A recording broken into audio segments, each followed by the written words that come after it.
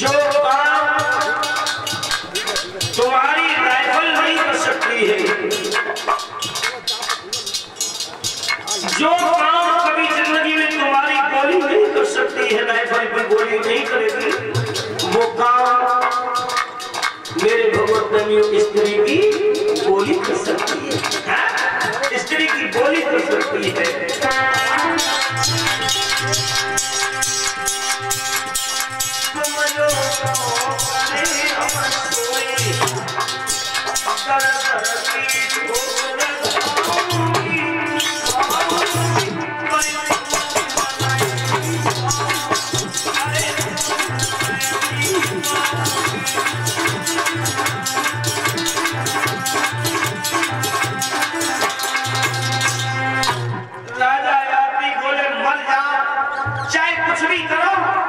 लेकिन हम यादव कुल के लड़का हैं, हम शादी कभी नहीं करेंगे।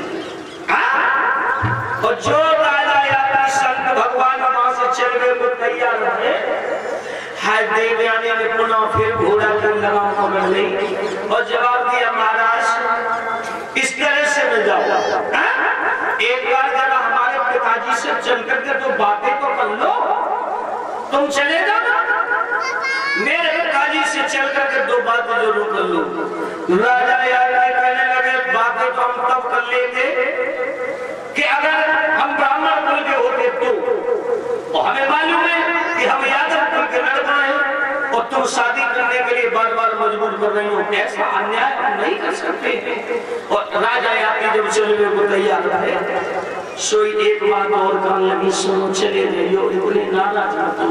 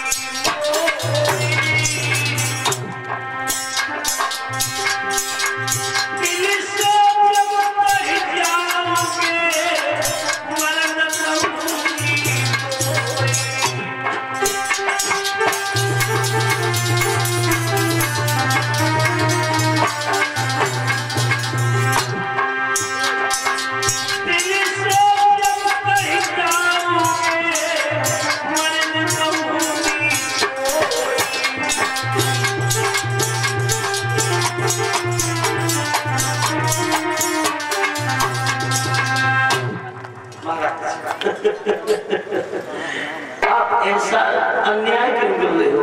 मेरे पिताजी के पास राजा यादव गए, शुक्राचार्य ब्राह्मण ने पूछा, पहले तो शुक्राचार्य ब्राह्मण को पूरी बात बताई, कहा पिताजी तुम्हारे शिष्य के राज्य में हम लोग नहीं रहना चाहते। क्यों?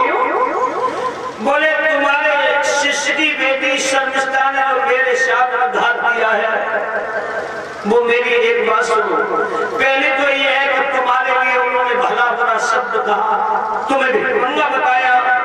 जब हम स्नान बनाने के लिए गई तो धोखे से हमसे जब वस्त्र बदल गए तो उसके पीछे एक तो तुम्हें भिखमंगा बता दिया, दूसरा कारण तुम्हारे शिष्य की लड़की मुझे कुआं में ढकेल के चली आई।